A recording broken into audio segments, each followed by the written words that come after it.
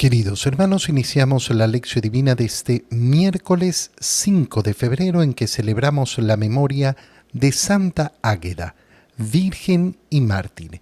Por la señal de la Santa Cruz de nuestros enemigos, líbranos, Señor Dios nuestro, en el nombre del Padre, y del Hijo, y del Espíritu Santo. Amén. Señor mío y Dios mío, creo firmemente que estás aquí, que me ves, que me oyes. Te adoro con profunda reverencia, te pido perdón de mis pecados y gracia para hacer con fruto este tiempo de lección divina. Madre mía Inmaculada, San José, mi Padre y Señor, Ángel de mi guarda, interceded por mí. Continuamos leyendo en este miércoles la carta a los Hebreos, capítulo 12, versículos 4 al 7 y 11 al 15. Hermanos, todavía no han llegado ustedes a derramar su sangre en la lucha contra el pecado y ya se han olvidado de la exhortación que Dios les dirigió, como a hijos, diciendo: Hijo mío, no desprecies la corrección del Señor, ni te desanimes cuando te reprenda, porque el Señor corrige a los que ama y da azotes a sus hijos predilectos. Soporten pues la corrección, porque Dios los trata como a hijos.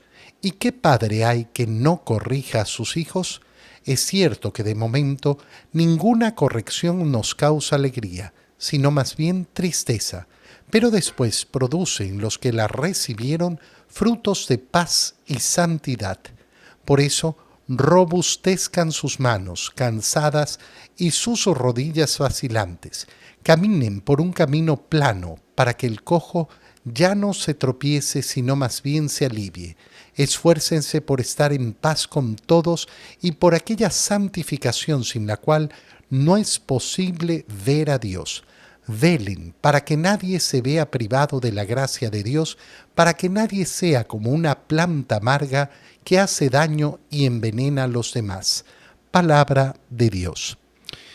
Retomamos el día de hoy la última frase que hemos leído el día de ayer, donde en la carta a los Hebreos se nos dice: todavía no han llegado ustedes a derramar su sangre en la lucha contra el pecado.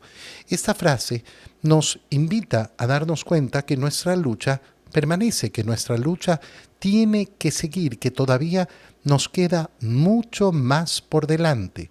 Qué bonito es cuando nos damos cuenta de esto, porque es imposible pretender llevar una vida verdaderamente cristiana y que sea plana, que no tienda al crecimiento.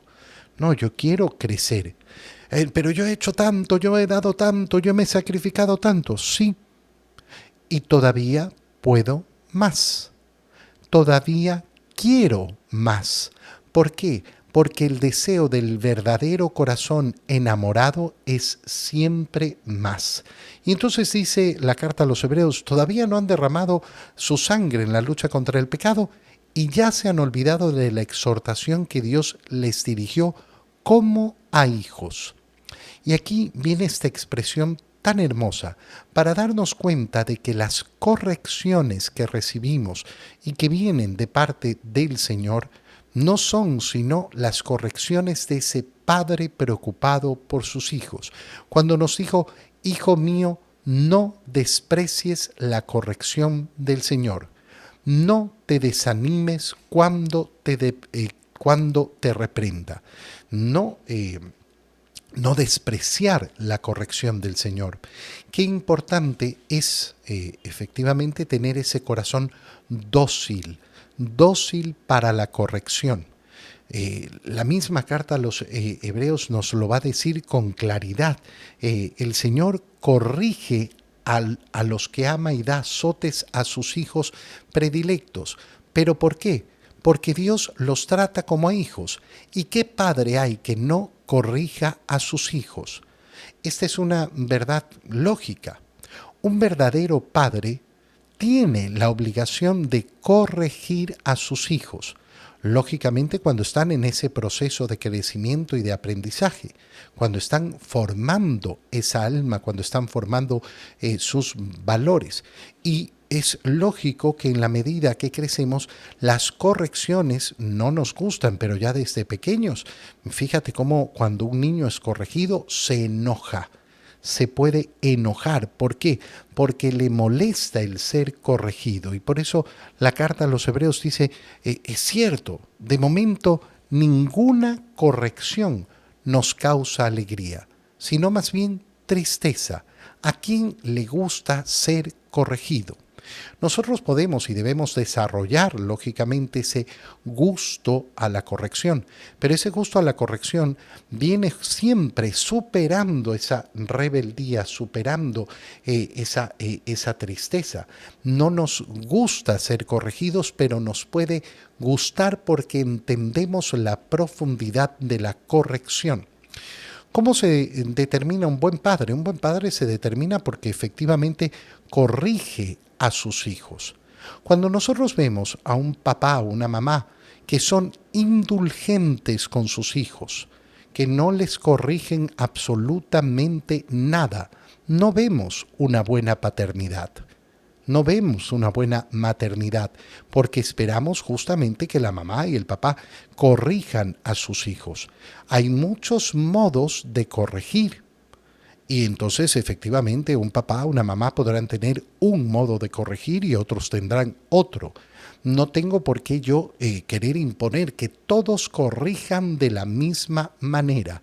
Qué grave error cometen las personas que quieren imponer a los otros su propio modo de corregir. No, es que así es como hay que corregir. No, habrá varios modos de corregir, habrá varios modos en que puedo educar. Lo que no es debido es que un padre renuncie a todo tipo de corrección. No, el padre va a corregir. Y de hecho a mí muchas veces cuando hablo con chicos les trato de hacer ver esto. No, es que mi papá me... Oye, al final del día, aunque no te guste la corrección, y aunque pudiera estar equivocado tu papá, aunque pudiera estar equivocada tu mamá, qué alegría es tener quien me corrige, porque tener quien me corrige es saber que me aman, que se preocupan por mí. Si en cambio yo no tengo quien me corrija, significa que no tengo a nadie que se preocupe verdaderamente por mí. Lo que nos está diciendo la carta a los Hebreos entonces es muy sencillo. ¿Cómo voy a superar la rebeldía, la tristeza, el que no me guste la corrección? Dándome cuenta de que Dios me corrige por amor. Esto nos lleva a otra reflexión todavía mucho más profunda, y es darnos cuenta que efectivamente la misericordia verdadera solo puede estar en la verdad. La misericordia verdadera no va a ser nunca renunciar a la corrección, renunciar a la verdad. No, es que yo soy misericordioso y por eso no corrijo absolutamente nada. Bueno, entonces no va a ser una actitud parental, no va a ser una actitud verdaderamente misericordiosa. La Iglesia, como madre, tiene la obligación de corregir. Y por eso efectivamente tiene que corregir los errores que hay en las personas y los errores de los pensamientos que hay en el mundo.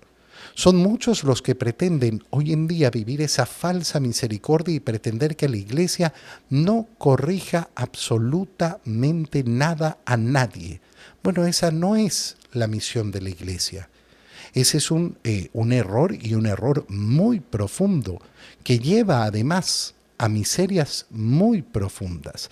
Cuando una persona sabe acoger la corrección que nos dice la carta a los Hebreos, después producen las que lo recibieron frutos de paz y santidad. Porque qué hermoso es darnos cuenta de que yo puedo corregir. Cuando yo me doy cuenta que puedo corregir malas acciones, malas actitudes, mi mal carácter, ¿qué significa? Significa en primer lugar que soy dueño de mí mismo, que tengo dominio de mí mismo. Y el dominio de uno mismo, ¿qué produce? Produce alegría, produce paz. El saber que a mí no me domina, no, es que yo siempre he tenido mal carácter y soy de mal carácter. No, puedo dominar ese mal carácter. No es que yo siempre he hecho las cosas así hasta hoy y tengo la posibilidad de cambiar. Y qué hermoso, repito, es darnos cuenta de esto. Darnos cuenta de que sí, yo puedo haber hecho algo toda mi vida de un modo y poder abrir los ojos y decir, lo he hecho de manera equivocada. Pero yo ya no puedo cambiar porque yo ya estoy tan viejo, yo ya he pasado tantos años. Sí puedo, claro que puedo. Es la maravilla del corazón humano, es la maravilla de la mente humana, es la maravilla de la libertad humana. Por eso, dice la carta a los Hebreos, robustezcan sus manos cansadas y sus rodillas vacilantes. Caminen por ese camino plano, para que el cojo ya no se tropiece, sino más bien se alivie. Es decir, vamos a caminar verdaderamente el camino del Señor. Esfuércense por estar en paz con todos y por aquella santificación. Atento, atento con esta frase. Y por aquella santificación sin la cual no es posible ver a Dios.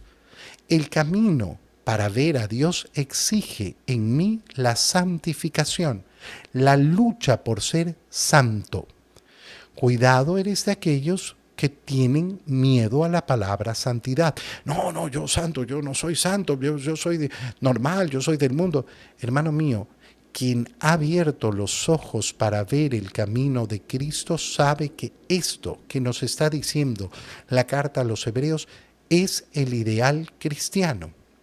El ideal cristiano no es la mediocridad, no es el buenismo. El ideal cristiano es la santidad. ¿Qué significa el ideal? Que siempre lucho para alcanzarlo. Que en ningún momento de mi vida voy a poder detenerme y decir, ya está, he llegado a ser santo. No, no, en ningún momento va a suceder eso. ¿Por qué? Porque justamente me voy a dar cuenta de que puedo más.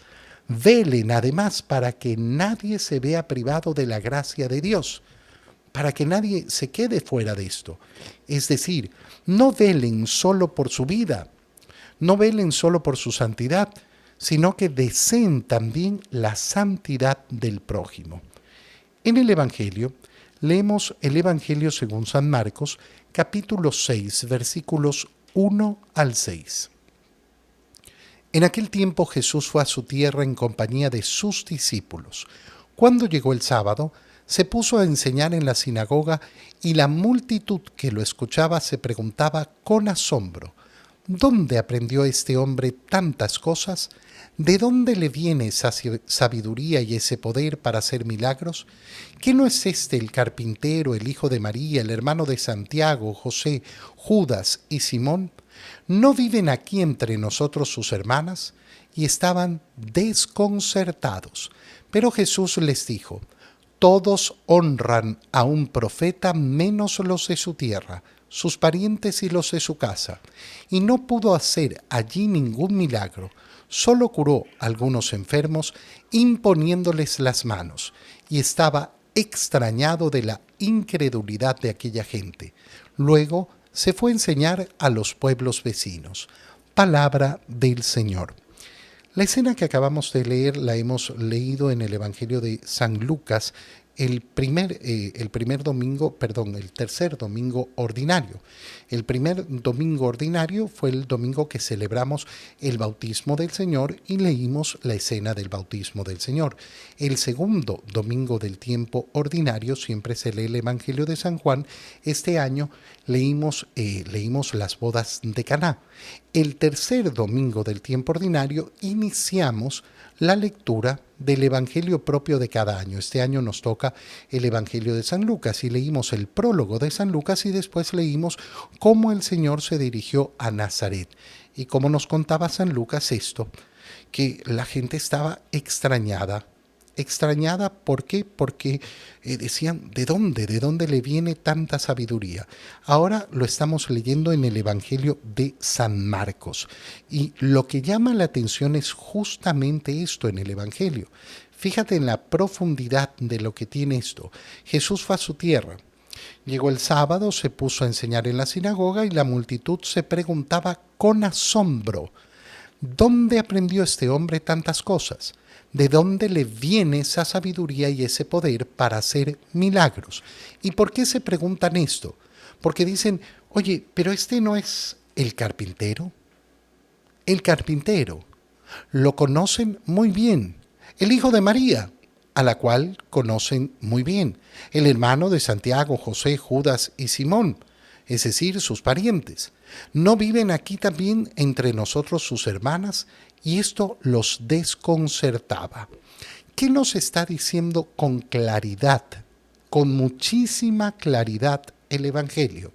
Que aquellos hombres y mujeres de Nazaret conocen perfectamente a Jesús. Cuando nosotros hablamos de la vida oculta del Señor, ¿a qué nos referimos? Bueno, a todos esos 30 años antes del inicio de su vida pública. Su vida pública duró 3 años. Es decir, desde el momento del bautismo hasta el momento de la crucifixión y su resurrección. ¿Y qué pasó en esos 30 años? Lo único que no conocemos de esos 30 años es su natividad y después un episodio a los 12 años cuando el niño se queda en Jerusalén mientras su padre y su madre regresaban y se dan cuenta después de un día que no estaba con ellos. Esto es lo único que conocemos. El resto queda oculto. Oculto no significa que es misterioso, que nadie sabe, que hoy quién sabe qué habrá hecho. No, nos lo dice clarísimamente el Evangelio. ¿Qué ha hecho Jesús durante esos 30 años? Una vida completamente normal. ¿Y dónde? En Nazaret, donde desempeñaba la función de su padre, el mismo trabajo de José.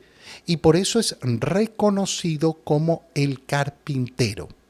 Ahora, si el Evangelio es tan claro, ¿cómo es que aparecen sacerdotes hoy en día? No a decir nada nuevo, sino a repetir el mismo invento que ya hemos escuchado otras muchas veces, de que Jesucristo era un verdadero yogi porque durante estos años, en verdad, lo que hizo fue irse a la India y aprender la sabiduría oriental. Hermano mío, no estás leyendo el Evangelio. No estás leyendo el Evangelio, porque el Evangelio nos deja claridad sobre qué es lo que ha hecho Jesús. Se preguntan, ¿de dónde sale esta sabiduría?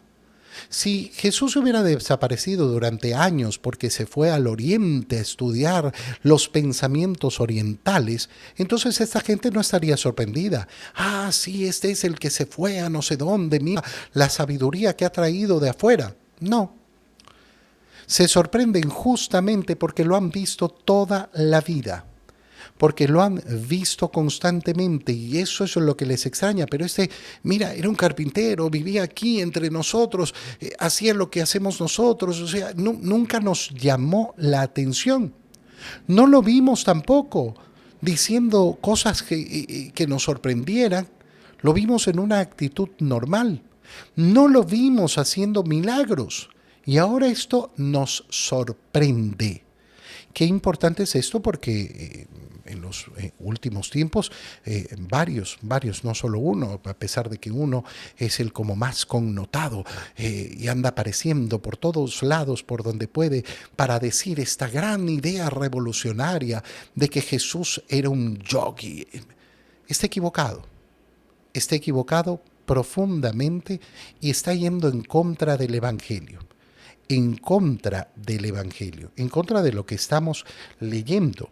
Y entonces, claro, una persona que quiere crear una teoría para simplemente ajustar sus ideas y no leer el Evangelio, no puede ser una persona que transmite el Evangelio.